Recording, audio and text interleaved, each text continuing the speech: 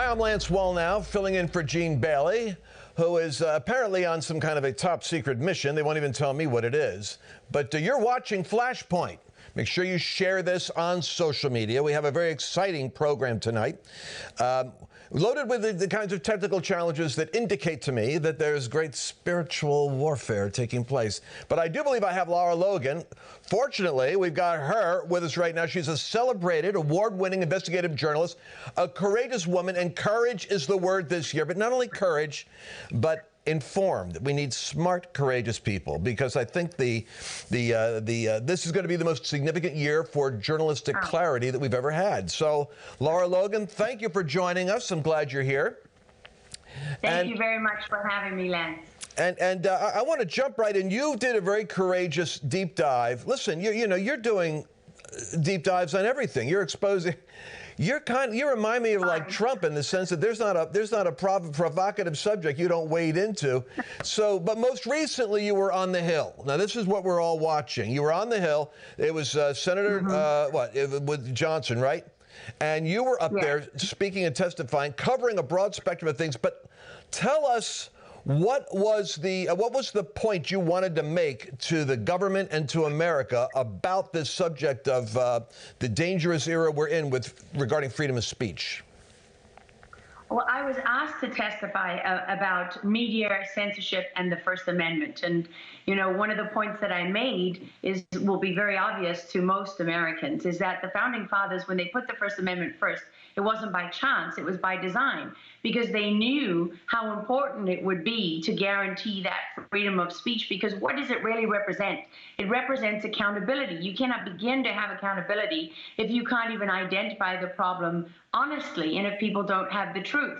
So, but perhaps the most important point that I really made up there was that we have allowed in these omnibus spending bills that they shoved through, Congress and shoved down our throats. We've allowed cutouts for radical organizations who are implementing basically, these are ideological zealots who are implementing a radical ideology using taxpayer funds. And if you're fighting something in this country right now, if you're fighting for election integrity, or maybe you're Moms for Liberty, fighting for the rights of kids in schools, you will face a consistent problem of trying to raise money.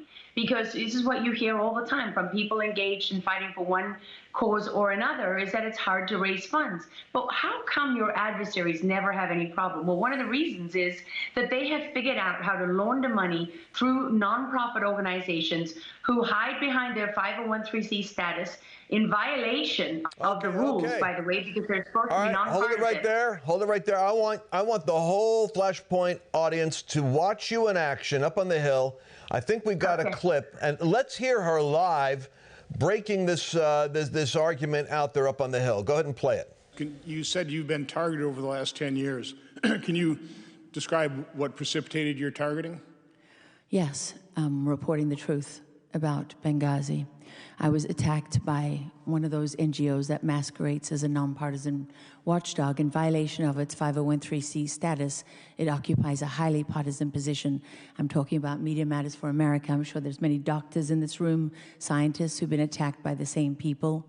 The same people that run that, David Brock, for example, another political assassin, now runs an organization called Facts First USA, which is designed to make sure that your research, Dr. Hazan, never reaches the people or the public. There are other organizations like Defeat Disinfo, which claims to be a PAC that goes after the other people that advise that organization. But what, Senator Johnson, it's not a secret that these organizations exist. What is not widely known and talked about is that it's paid for by us. It's paid for by the taxpayers in your omnibus spending bills that get shoved through the House and the Senate against the will of the people of this country. There are cutouts for these NGOs, and what they do is they launder this money, they pass it from one NGO to the next, and in the name of preventing the spread of disinformation, they censor, silence, intimidate, and punish. Silence, intimidate, punish people that speak the truth. Folks, this is the most important front line of the spiritual warfare. We talk about there's a spiritual warfare. Even the secular people use this language, battle for the soul of America. For those of you that are enlightened, that you have some kind of a biblical worldview, understand there are powerful forces throughout history that want to control the media narrative that comes out that affects the population, so that you'll have people, being radically propagandized in order to align against the truth. What Lara's talking about is like Media Matters and Southern Poverty Law Center and these fact checkers that are on Facebook. These are funded ideologues that are radically in alignment with powerful structures that you're indirectly resourcing through your own taxes. And then I don't even understand, now I studied this for 7 years, how the NGO shell game works, but they can funnel their money back and forth because this is the spiritual warfare. They have an ideological agenda, and they use these seemingly neutral sources. And I love the language they use, Southern Poverty Laws, as though they're really caring about poor people. They're a bunch of rich white liberals that are trying to push a progressive Marxist agenda. They're not worried about poor people. But so Lara, your reaction to that from the Hill, other than we got the sound bite, but how do people technically respond to this? What can the average, and I'm a big believer in the grassroots. We're showing it with Trump, we're showing it with Texas. What can the grassroots do? Well, Lance, it's interesting that you referenced spiritual warfare several times, right? Because one of the things that taxpayers are funding that most people don't know about is organizations like Humanist International, which are being funded through, the Department of Labor and Human Rights and Democracy, Human Rights and Labor in the State Department, right? So your State Department, which is you think is doing diplomacy and protecting the interests of the United States abroad, what are they doing instead? They're funding networks of atheists through organizations like Humanist International in countries like Nepal, who are hiding behind these organizations and subverting those governments. So you're interfering in governments all over the world. They're doing the same thing with the Russian Orthodox Church, funneling money to the breakaway Ukraine Orthodox Church. And people are actually being harmed by this in Russia, which is why Vladimir Putin is requiring NGOs to all be registered now and taking action against it, because other countries have recognized what the American people have yet to recognize, that your tax dollars are being used to subvert democracy and freedom and human rights and all those things that we hold dear in this country. They're being used to subvert those things and deny them to people across the world, and you're being lied to about it. So let me say this. First thing you got to do, Lance, is be aware. When you know about it, speak up. Because if you believe in God, don't funnel money to atheist organizations. And so a large part of this is going to be the information. Wilberforce overturned slavery in Great Britain, and he said the strategy was a sustained pattern of public persuasion. That's why you're important. Listen, man, I talk to Christians all the time. I say, all right, so when you pray, do you know when God is answering your prayers? When Elon Musk took over Twitter, that was an answer to prayer. It didn't happen in your typical Pentecostal fashion. That's why you might miss it. But God took the platform so that Tucker and Lara Logan could say the truth and not be censored by our own intelligence communities who dominate those platforms. So being informed, the sustained pattern of public persuasion, is what FlashPoint's all about, which is why, by the way, you got to go to Rumble.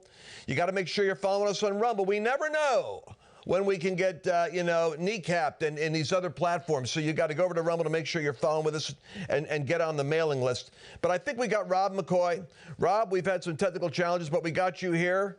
There you are, my dear brother. So Pastor Rob McCoy, senior pastor of Godspeak. I like the name Godspeak. It's kind of a curious name for our Calvary Chapel in Thousand Oaks. But here's the thing I love about Rob. I met Rob when he was the mayor, actually, of his own city there, and for 15 years working on city council, because it's one thing to pontificate to the choir. It's another thing to speak the language of Babylon, and it's really, you want to talk about speaking in tongues, how about talking in both languages at one time? Rob, you can interpret the language.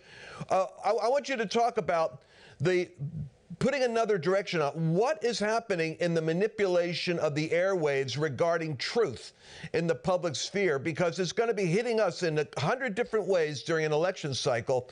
What do you see coming, and what do you want to talk about in terms of the manipulation of the mind in media? Lance, that is an outstanding question, and one so timely.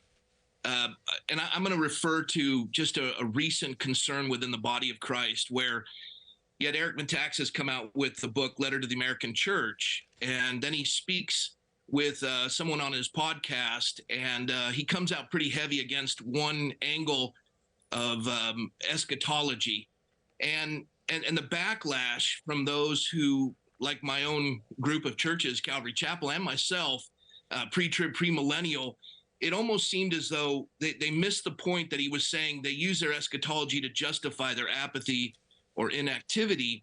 And the concern was that he pinpointed one specific eschatology. And the reason why I'm building this case is because it almost seemed as though we're more concerned with, this idea of a rapture than we are with revival. And they came after him, calling him a heretic, and attacking you and so many others by using terms dominionist and also this idea of a Christian nationalist. And they don't understand that the secular left is using these terms to condition the church that we would devour ourselves and consume ourselves instead of pursuing truth. And what offends you reveals you. This is one of those things where the church just, most pastors want to hide their head and think it's all going to go away. But when we look at folks like Lara Logan, and we look at others who are on the front lines, Tucker Carlson contending, these folks have a love for the Lord. They have a heart to serve God, but more importantly, they're putting that faith into action. And churches should be the forefront of defending men and women like Lara Logan and Tucker Carlson and yourself and others that are on the front lines of contending to expose these lies and to defend the truth. Whatever is true, whatever is pure, the scripture says in Philippians 4:8, meditate on these things. And it says to expose their evil deeds. That's what these investigative reporters are doing, and the church should defend them. Now, no one's going to be perfect, but why must we devour ourselves over a tertiary theology? And let me just say this. This is why my motto is, and I got friends of mine that'll get involved with all aspects of these wars, but I say no enemies to the right of me. The cheapest shot you can have is against the sister in the choir or the guy in the pew. We're the most docile, civilized. We're dying in America because we're confusing being nice with actually being Christian. So we've got to rise up and start to get a backbone and speak because, listen, silence is consent. My daughter just got married, and the preacher gets up and goes, hey, if any man has cause to, protest this, let him speak now, forever hold your peace. I just found out that comes out of the Bible in the Old Testament, where your silence is considered consent. Therefore, if you say nothing, you're agreeing with something. And the American Christian church has been silent too long. Now we have to learn how to speak up. But I promise you, their anxiety attack about people like me or Lara or us in the public square is going to work to their own destruction, because when people come to check us out, they find out we're not the caricature that they present. Speaking of that, I want to go to this quick take. Mr. Producer, where's the Southern Poverty Law Center expose? Let's go after them right now and expose them, along with Media Matters. They're all funded by the left, and they're all liars. Play that segment, will you? There are dangerous hate groups in America. Who will warn us about them? The media tell us. The Southern Poverty Law Center. The Southern Poverty Law Center. The Southern Poverty Law Center, based in that building in Alabama, calls itself the premier group monitoring hate groups and other extremists. Looking at their map of hate groups, you'd think hate groups were everywhere. I once believed what the center said. Well-meaning people still do. Apple gave them $1 million. But what donors don't know is that today the center smears good people. The presence of radical Islam. This Somalian woman speaks out against radical Islam. For that, the center put her on its list. Now the Southern Poverty Law Center calls groups that simply oppose sexually explicit content in schools anti-government extremists. Moms for Liberty and Moms for America are on the hate map because they dare do things like seek school board seats to try to stop districts from disregarding opinions of parents. Give me a break. The center puts them on the hate map, but not Antifa, the hate group that beats up people on the right. The center's become a hate group itself. It's now a left-wing, money-grabbing slander machine. Left-wing, money-grabbing slander machine. Couldn't have said it better. It's like Grape Nuts, Southern Poverty Law Center. That Grape Nuts is neither grape nor nuts, and that's what the Southern Poverty Law Center is. Joining me now on FlashPoint is Mark Meckler. Mark is the president of the Convention of States Foundation and Convention of States Action. But this man has literally 5 million supporters and activists. He is a grassroots trailblazer and Rough Rider. I'm so glad to have him now. Mark, we couldn't get you in earlier. You've been listening to all of this. If you're like me, you probably have 1,000 thoughts you want to contribute. What do you want to share to the conversation? Yeah, look, I think the main thing is hope. And there's a lot of darkness out there, and we tend to focus on that darkness. But if you're like me, and I know you are, you travel all over the country, you meet regular people all over the country, I think there is a great awakening taking place. I think there is a political revolution taking place. So I'm very hopeful for the future of America. And I think this fight between dark and light has become very obvious. Evil is showing its face all over the country. Again, I think this is all good stuff, and I think it's going to have a good result in the end. And I think it is positive. And here's the positive. The positive is that the strategy of the left has been historically to kind of create a color revolution in the United States. Like Laura says, our government, I'm sorry to say, much as I've been a patriotic, loving American guy, I'm realizing how we've messed with governments, like we messed with Russia, quite frankly. And the Ukraine situation, I'm reevaluating. These color revolutions pit groups against groups. And this is what the left wants to do in America. Now they want to make like the average, the rural white American as the great threat, even to the extent that they're putting up like a January 6th fencing around the White House tonight to give all the drama of America's under siege and we need Joe Biden and the Democrats to save us from the dangerous insurrectionists that are stalking the streets of your neighborhood. Your very neighbor could be a threat to you. And so they're going to have the State of the Union address tonight. They're putting up the military barbed wire fencing and such around the Capitol. Can you imagine? It's going on right now. And I know that we haven't had a chance to talk about this, what Gene does with us all the time. But I want your thoughts about this State of the Union address tonight, because I understand, and I'm hoping that our producer is accurate in this, they're going to be taking breaks, 2 breaks during the State of the Union. I guess. Why would they be taking 2 breaks? This concerns me. Is it because the president doesn't have the stamina to be able to sustain the conversation without 2 breaks? Or is it... do we have a tweet you can put up here? Show me where it is, Jason. What does it say there? I don't have microfiche. White House announces there's going to be 2 intermissions. Oh, 2 intermissions. Teri, tonight, State of the Union. And the military fencing going up. Listen, this is like out of a movie. Starting with you, Laura, does it surprise you that any of this that I'm saying? And we're going to do a quick 1-minute response around here. What do you guys think is happening with time? What should we look for tonight?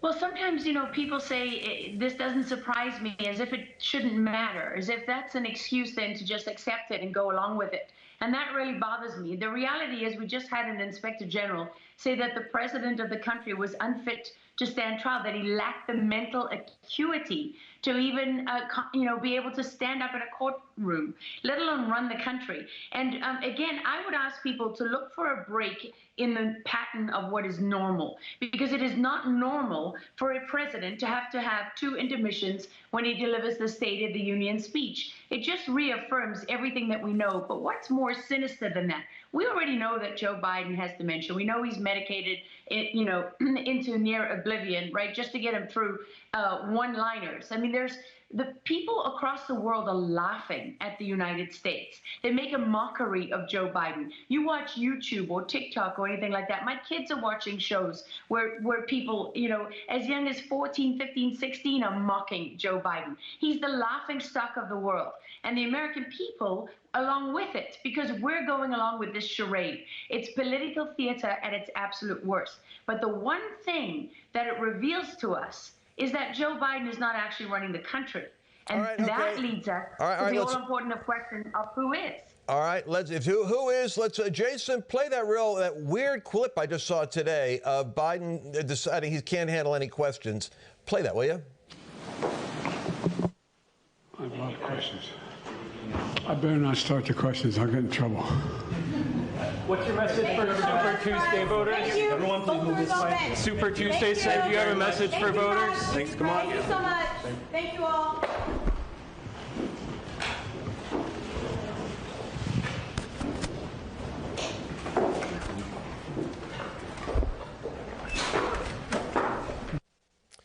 Well, you know, that's not exactly a psychological deterrence to military activity anywhere in the world, the decisiveness of the commander-in-chief under pressure. Rob McCoy, the State of the Union address tonight. Any thoughts on what to expect? Are we going to, or why we're taking intermissions, or how come we have the military circling the Capitol? Well, as we've seen when the president walked the border and couldn't put together a coherent sentence, and you contrasted that with former President Trump walking the border, and you saw strength in that capacity. He's going to have President Biden's going to have the same problem tonight, and it's going to be massive. I love what Mark said earlier, that there is hope. It's unraveling before our eyes. They can't keep all the plates spinning, and they're desperate, and they're going with desperate measures. That's the idea of the fencing around the Capitol. They have to have some sort of an optic. And I think that they're going to push for something severe come election time. That's the only option they have. And what that looks like, I can only speculate. But tonight, it's worth getting some popcorn and watching this. It's going to be theater. Mark Meckler, what are your thoughts, my brother? Yeah, look, I think it's a really sad state of affairs. I think that the president and the administration have already admitted defeat. The idea that they have to have 2 intermissions, and they know that's profoundly embarrassing. So you can only imagine how bad it is if they're willing to do it anyway. I think the theater of having the fencing around the Capitol, it's outrageous. We're not a police state. It's not needed. Again, all political theater. Yeah, and you know what? I really do think it's going to backfire, and I'll tell you why. It's not just because of us, not just because of you. It's because the credibility of the mainstream media is so low that we're going to have a lot of freedom to be able to say, what are they doing? I mean, they're not making a good argument. And then when you add the Joe Rogans and the Russell Brandts and every now and then the Bill Maher's, the satire and the candor of those that are the secular podcasters talking to the independents is killing them. And they're only feeding it. I think they're having a problem. Now, Joe Scarborough doesn't help matters when he doubles down on Biden's cognitive superiority. Check this out. This version of Biden, intellectually, analytically, is the best Biden ever. Not a close second. And I've known him for years. The Brzezinskis have known him for 50 years. If it weren't the truth, I wouldn't say it. And the best Biden ever. You know, you can only fool the people so much of the time. Let me ask you a question. Have you guys checked out Trump's response, though? Donald J. Trump put up the X. I don't know how Elon Musk ever came up with this word. Tweet. It's a tweet. How are you going to X is an X? All right, this is from Truth Social. Oh, yes, very savvy. Donald J. Trump says he's going to offer to play. He's going to give you play-by-play State of the Union commentary. That's it. So as Biden is talking, Trump will be diligently responding. But I tell you what, I would love to. He should have thought about this intermission strategy, because what a great strategy for a video response and a summary, which I think it's an opportunity. Actually, someone should seize it. So Trump is going to have his own response to this. I want to close out this segment just by saying, I listened to Axelrod today trying to give advice to Biden. If you were giving advice to Biden on this is a weird question, but what does he really need to do tonight? I mean, and what should he avoid doing that we're afraid he might do? I'm going to start you off right now, Mark. I've got concerns. There's a certain thing I don't want him to do, but these guys consistently do something dumb. So what are your concerns about tonight? Well, my concern is we're going to show a weak president to the entire world. What Joe Biden should do, and it would bode well for him in the election, is he should try to unite. He should not attack MAGA. He should not be attacking Trump followers. He should not be attacking J6 folks. He should be a uniter. He should talk about securing the border. He has the power to do that.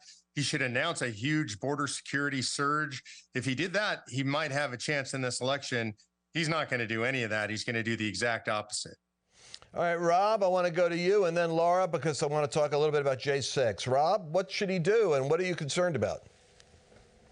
Well, what Mark said is I'm in full agreement, but and again, he's not going to do that. They want to create the optic that they're under siege, that that anyone who supports MAGA is an insurrectionist, which is laughable. And their narrative is falling apart as the videos have been released on J6, and they're in trouble.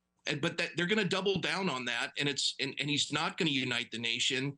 And they're hoping for some sort of an event that they can, gosh, I hate to say it, but martial law? I don't know.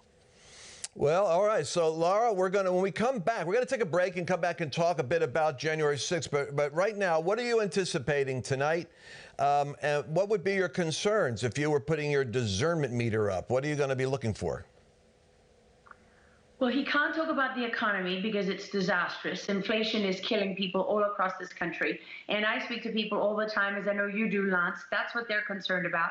Democrats and Republicans are upset about the border. Hispanics and African-American people are fleeing the Democrat Party in droves. Look at Chicago, look at New York, look at New Orleans, look at Philadelphia. These cities are in ruin. You have, just thousands of families across America who've lost their kids to fentanyl, who see the cartels using the border at will, who know that kids are being trafficked. Your tax dollars are being misused. And so really the only thing they have left is January 6th, because that lie they're still clinging to, and of course women because of the abortion issue. So what you're probably going to see, not just tonight, but from now all the way to the election, is you're going to hear the insurrection narrative, that false narrative being pushed over and over and over and over again.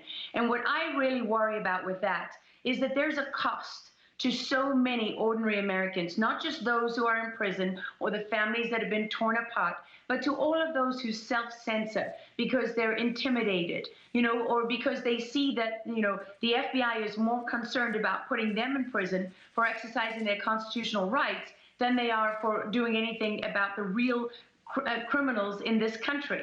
And so my concern is that this is an information warfare shaping operation here to set the stage for stealing the election, because if it does happen, if there is actually an election, people seem to have forgotten that the same people control the machines, the same people are controlling those key states where, the cheat is very easy for them to do. They know how to do it. They did it before, and they have total information dominance, so they know how to get away with it. And that's my biggest concern, is that people are clinging to hope, and hope is not a strategy. Oh, totally true. Hope is not a strategy, and prayer is like faith without works is dead. You've got to have a corresponding action that goes with your prayer. And listen, I know we got to go into a break right now, but we're going to come back and talk about this January 6th, and we're going to dig a little bit more on Lara's research on the documentary she made, and we're going to promote that. But I want to say there's something really interesting that came up just today, and that is that the Department of Homeland Security is working with the government in Pennsylvania in order to create a cyberspace surveillance of election result propaganda, which means if the election looks like it was rigged, they will shut down dialogue in Pennsylvania challenging the result. And it's the Department of Homeland Security working with the governor and the Secretary of State in order to police thoughts in Pennsylvania, and they're building the infrastructure today. That's how weird this is getting. We're going to take a brief break, and we'll be right back. Back to FlashPoint Live, probably the most provocative and interesting Christian dialogue with real journalism covering current events from a faith and prophetic perspective.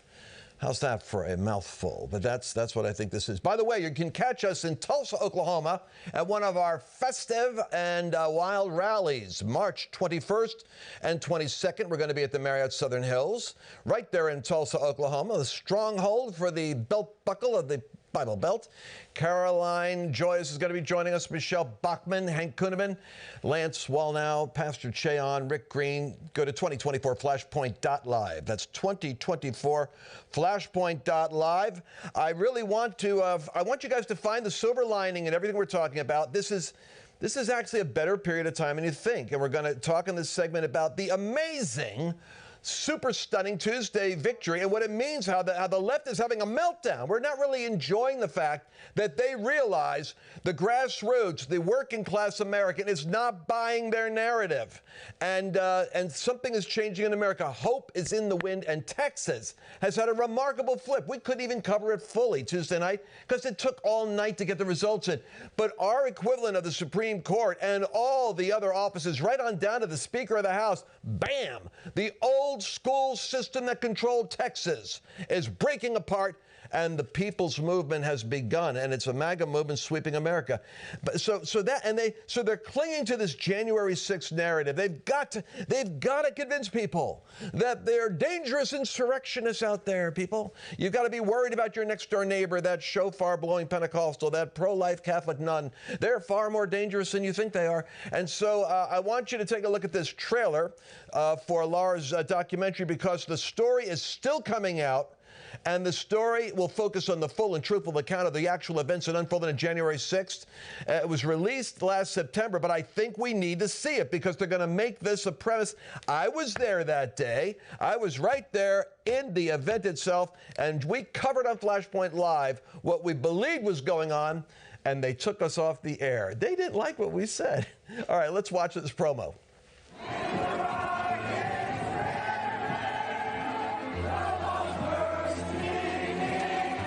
You've learned a lot more about January 6th. You talked to hundreds of defendants. What have you learned? Well, first I've learned about pain.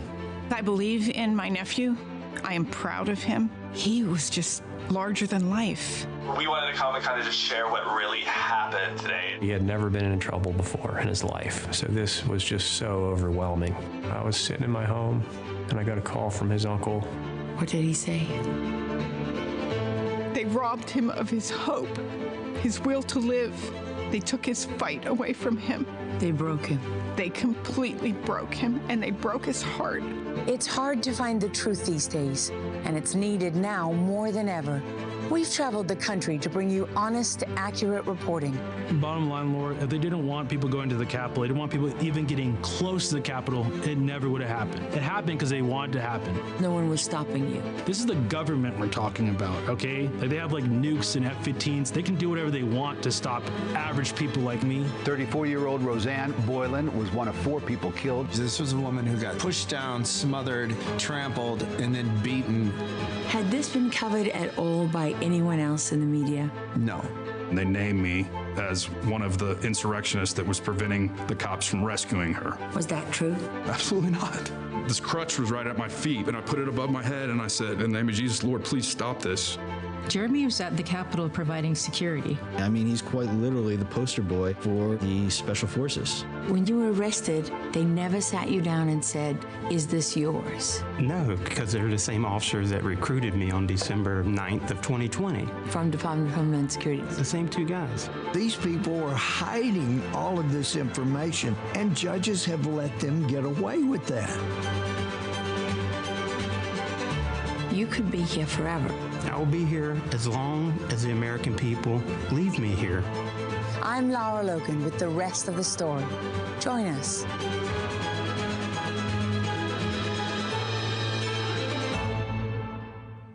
Got to go back to you, Lara Logan, for this powerful documentary. I want a whole new surge of people that haven't seen it to go see it. And I suppose they could see this on your account there on Twitter X, right? Yes, at Lara Logan. All right. So recently there's been some new developments that have happened in terms of like the judges that are saying that a lot of these cases in terms of the duration of the sentencing was based upon them interrupting a judicial procedure, but that's being rejected. It wasn't a judicial procedure. It was a legislative procedure. And now footage Mike Johnson is released, fortunately, because Steve Baker, who works for the Blaze, is being set up by the FBI to be sent to, he was just walked off in iron shackles. A journalist, no different than the New York Times that went in that same day, but they're going after the Blaze journalist because they want to make an example of him to silence, like you said, to assassinate the journalists. Give us an update on this January 6th. Do you believe, in your opinion, that there were plainclothes FBI people and stuff like that Christopher Wray won't tell us about? Were there suspicious activities like that with the government in the crowd? What are your thoughts? Well, I don't have to believe it because we know it from the evidence. And the FBI at first, wouldn't say anything about it. And over various court proceedings, they've been forced to admit that they had people on the crowd and that they were not the only agency. There's some that they offered up in one of the Proud Boys trials who worked for one of the local police forces, and a special operations unit of that police force. And so there are multiple agencies that had people on the ground that day, and we haven't even begun to scratch the surface. I interviewed Clay Higgins, who's the congressman out of Louisiana, and he believes that there is at least 200. And he's been investigating this and has the receipts that he couldn't share with us. But, I have spoken to him recently, and he is encouraged by what Mike Johnson is doing. There's new footage that's just been released that shows Kamala Harris leaving the Capitol hours before, when they actually said that she was still there when the Capitol was breached. And they submitted that information, which was false information that they knew was false, that they put, in January 6 cases, I think, for something like a year.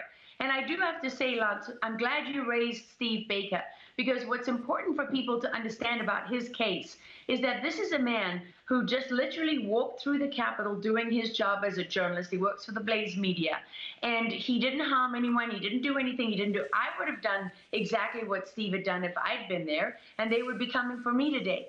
But it is important for people to know that it's not just because of what Steve Baker did on January 6th that he's being targeted. It's because of the strength of his reporting since January 6th. Because he exposed, for example, one of his big stories showed that Nancy Pelosi's chief bodyguard lied when he was testifying about what happened on January 6th. And when he said he was in one place, there is security camera footage that was given to Steve Baker that he reported on very diligently that showed that he wasn't anywhere near the Capitol building at that time. I believe he was in an underground parking lot. Right. And he's captured on multiple security cameras. So we know that they've lied. And you know what you don't do when you've got the truth on your side, Lance? You don't need to falsify evidence. You don't need to put people in jail to silence them. You don't need judges that refuse to allow the First Amendment as a defense when we know that that's what people were doing, exercising their First Amendment rights. And I would point you to two things. Matthew Perna, he's the one mentioned in my episode.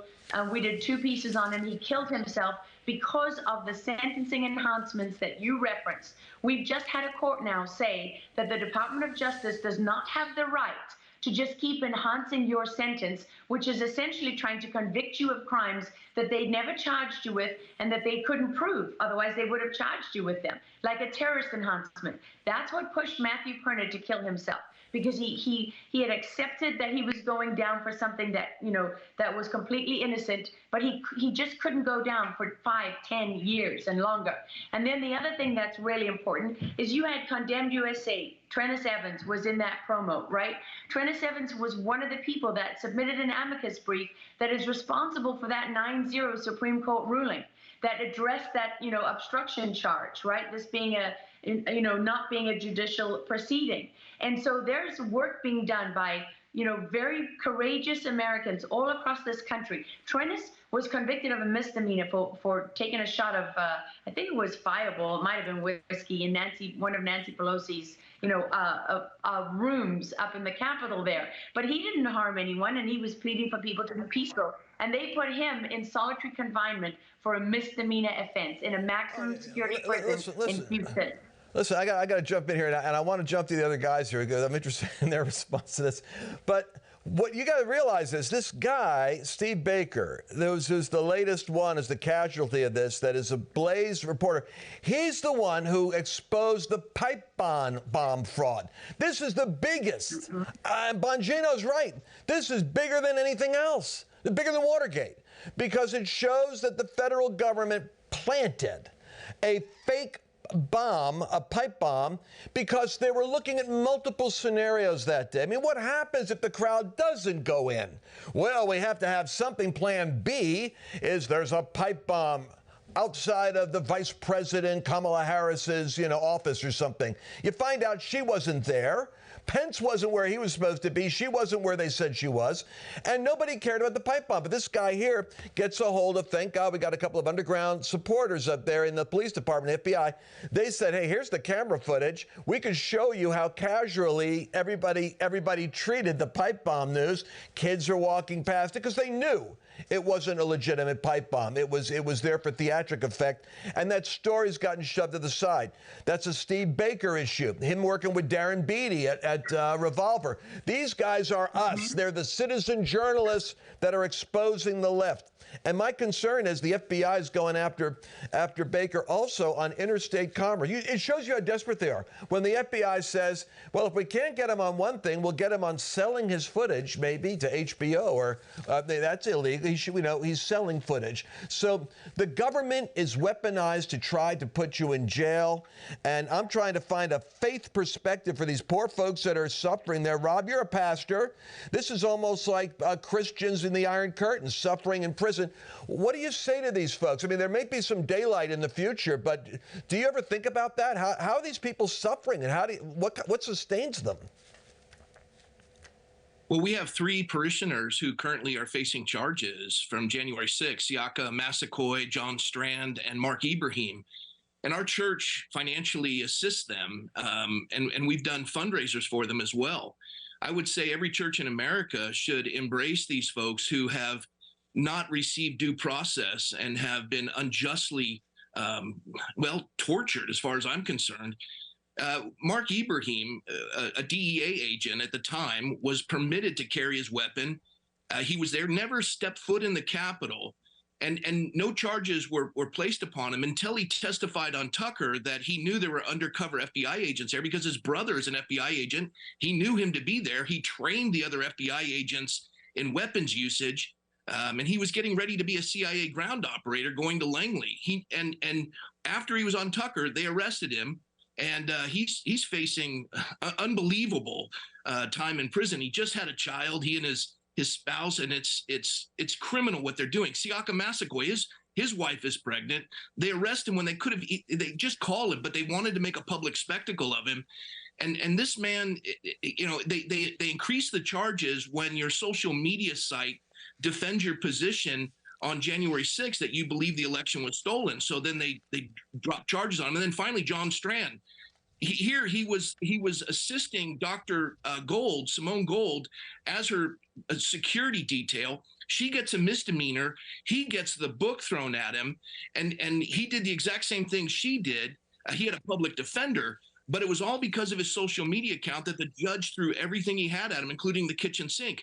This is unbelievable. And finally, 35 buildings are burned. Endless cars are destroyed during inauguration night. No arrests. But we're going after grandmothers. We're going after everybody that is innocent. This insurrection was weaponless. The only one killed, Ashley Babbitt, not even white. It was terrible. Yeah. By the way, my car was bombed by Antifa. Do I make a big deal out of it? I hardly ever talk about it. They bombed my car on the inauguration. But hey, how can we support you? Real quick, give us, if people want to know more how to support your people, I just didn't even know you had that story. Where do they go to support these people? Well, it's godspeak.com. You're going to be able, you can earmark it. Of course, all donations to the church have to just be given to the church, but we as a church support them. We give them a monthly stipend to help with their legal bills. We also do periodic fundraisers. You can tune in at godspeak.com and we'll give you updates on that. But currently, anything the ability to help them with, we do. All right, Mark Meckler, get ready. Go to graphic 18 on the deep state elections. Here's where the America is at. They're going to have to be real careful in the State of the Union tonight. Pull that graphic up on. Is it likely that U.S. intelligence agencies were controlling the outcome? This is graphic 18. Very likely that agencies were seeking to control the outcome of the 2024 election. I guess you could say, I would love to see the question about January 6th. Is it likely that the FBI had undercover agents? Very likely 31%, somewhat likely 21%. Folks, that's 52% of Americans across the board say, yeah, I don't trust the agency. It's not like they're running on big trust right now. By the way, if we have as Representative Clay Higgins, check this guy out. Laura mentioned him, did a great interview with Tucker. If this guy is, and he has the data, if we've got 200, he said, maybe 300 or 400 agents wearing MAGA hats, looking like they were Trump people in the crowd, I didn't see them stopping traffic, did you? I didn't see any MAGA people linking their arms and saying stand. I saw a whole bunch of facilitating going in. This thing's got to get exposed. That's why shows like this are so important. Okay, Brother Mark, you've been listening patiently for the last 10 minutes. What are your thoughts on this or any of these other subjects? Yeah, look, J6 is a black spot in American history. These people have been deprived of due process. We've gone from a state in my lifetime of what I would describe as soft tyranny, where most people don't feel it and most people don't notice it.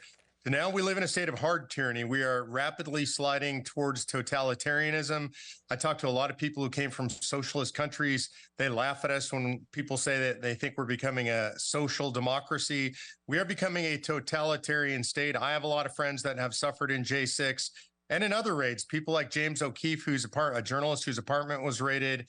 Look, I have faith in God and I have faith in the American people, though. And I think we're going to pull out of this. I think that a lot of people are in this fight. We saw some great results in Texas in the primaries over the last couple of days. So I think things are turning. I think the evil is being exposed. People are seeing it for what it is. We're seeing that in the polling. And I honestly believe things are going to turn around. I realize I'm one of the few people that's positive, but that's just the way I see things out there in America today. No, I think, and I do want to have the positive note. The problem is my outrage meter is getting so outraged that, I have to constantly look at, I'm hearing 4 or 5 things from you guys here, and it's like, that's outrageous. That I didn't even know that. So, but we are, good news is we're winning. And they're losing. And what they're losing is they're losing the credibility of their argument. And let me just take it up like 30,000 feet. When they say we're defending democracy, here's what we got to do. Those of us that are involved with the echo chamber of the grassroots movement, we have to interpret what they're saying. They're saying their hold on the FBI and the CIA and the World Bank and the WHO, their hold on the institutions of power that frame this great potential force for good in the world called the United States, their hold is under siege because the people could be potentially mobilized against them. It's called democracy. When the people want to vote and you as a judge in Colorado decide you're going to take away the right of the country to vote for someone, that's the abuse of the elites overturning democracy. But when they say they're defending democracy, remember this tonight. They're talking about defending their power grip on the institutions, which a move of God and populist outrage of an informed people is now pushing against. And that gives us some good news. I got to go to the election results in Texas now, because this is the canary singing in the coal mine that there's hope for the future.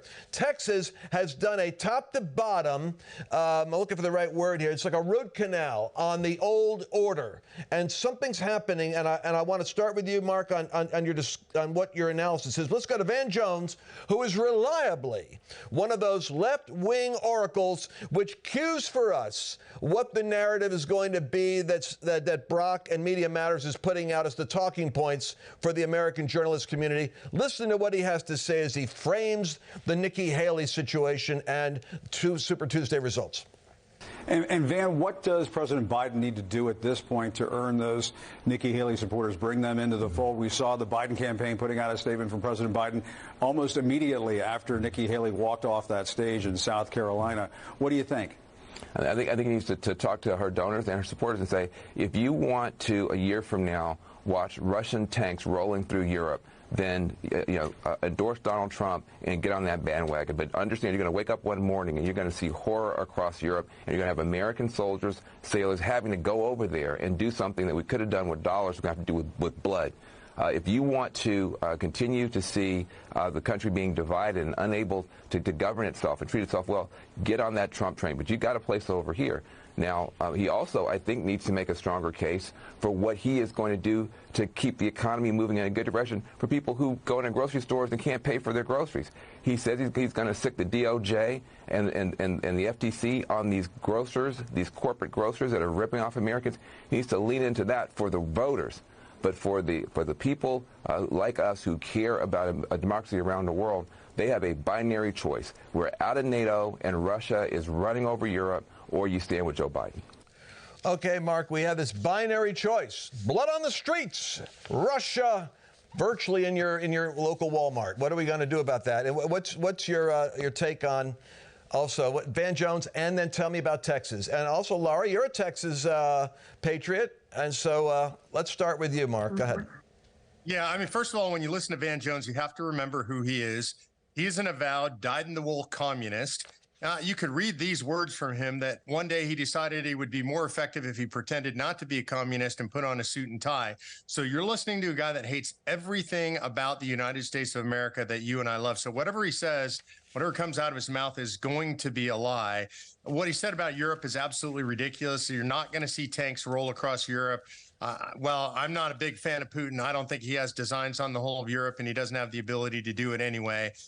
Turning to Texas, what we saw was something very revolutionary. Texas is a red state, genuinely a red state, but unfortunately, Democrats have run the House of Representatives here for a number of reasons. That got switched yesterday. Dade Phelan, the Speaker of the House, who puts Democrat chairs in charge of committees, he got pushed to a runoff, which it looks like he's going to lose. That's never happened before. 3 circuit court judges that Ken Paxton went after got replaced. Those judges prevented Paxton from enforcing voter fraud laws. This is good from top to bottom.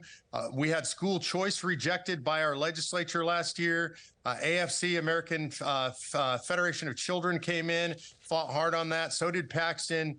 So did Governor Abbott. We had a unified force on that. Most of the anti-school choicers got thrown out. We're going to have a bunch more runoffs. I think a bunch of the old guard are going to lose those runoffs.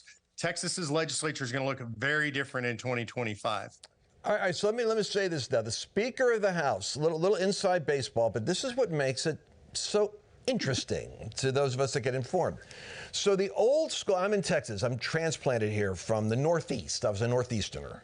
And when I came down here, I realized that the Bush, and Karl Rove have a dynasty. They have a junta. They literally control the old school Republican Party. Just like if you get frustrated with the RNC up there, like Ronna McDaniel, why are they doing all these debates? Why aren't they getting behind Trump? Why are they talking about this, him going to court all the time? What are they doing? Well, you get frustrated because the deep state kind of establishment rhinos run the Republican Party. Well, you saw our movement, us, you, and others. We got them to flip Ronna out and put someone else in. Get it? The same establishment kind of virus. Republicans in Texas, you elect, they work with the Democrats to put a guy in charge of them who goes after Ken Paxton. Now, Ken is, he's like Donald Trump. He's not your choir boy. I get that. But at the same time, Providence gives you unusual warriors, and this guy fights like Grant. Lincoln said, find out what that guy's drinking and get it for all my generals. This man fights. I can't spare him. Paxton fights. Who comes against him? The Republican Speaker of the House. And so in a show of the strength of our base, we went with Paxton against that speaker, and now we're going down. All these compromising Republicans are getting pressure from spiritual force on the grassroots. I don't think I'm exaggerating this. Lara Logan, did you get a chance in the midst of all these other things you're doing to catch what's going on here in your home state? Are you encouraged at all? Of course, and I was there to vote. And, there's an old saying, don't mess with Texas, right? And for too long, the Democrats have been messing with Texas. They want everybody to believe that a party that is against God, against guns, and against gas is going to take over this state. But it's not. If you need to look very closely at places like Harris County and Tarrant County, where the cheating is going on, because the cheating is going on down ballot. It's not just all the way to the top, Lance. And people need to keep an eye on this, because Mark is right. This is a watershed moment where the people of Texas have said to the old guard of the Republican Party, you do not represent us.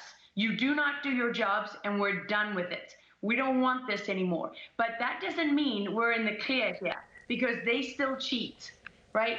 That does not mean that we're in the clear, because that does not mean we're in the clear, because they still cheat. And people need to be aware of that. They've got to stand up and speak up. We had in our county, we had a hand count, and we had the guy in charge of our elections. Ladies and hold it there, Lara. Evidently, they must cheat because they keep on taking you off the air. So here's what I want to say, just so we can complete the thought in the last 1 minute and 31 seconds. Tarrant County and Harris County, because what happens is the left knows it's like Maricopa County. So they know where the counties are, and Pima County within Maricopa. They know where they could shift an election, so they dominate the precinct in that area so that they can control the traffic. You see, that's what Lara's talking about, which means you've got to go to precinctstrategy.com. It's okay. Listen, you just go there. Anybody can go there. Democrats can go there, too. Go to precinctstrategy.com. You've got to be there at the precinct level, my friend.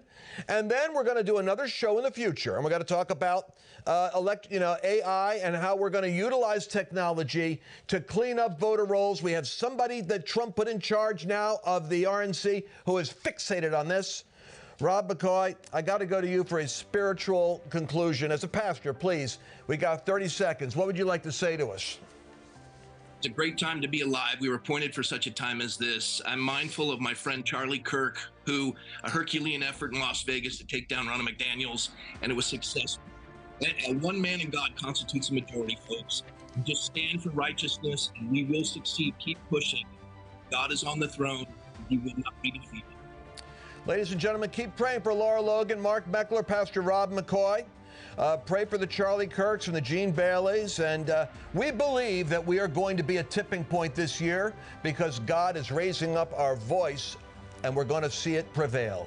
Be looking forward to seeing you again our next Flashpoint. God bless you.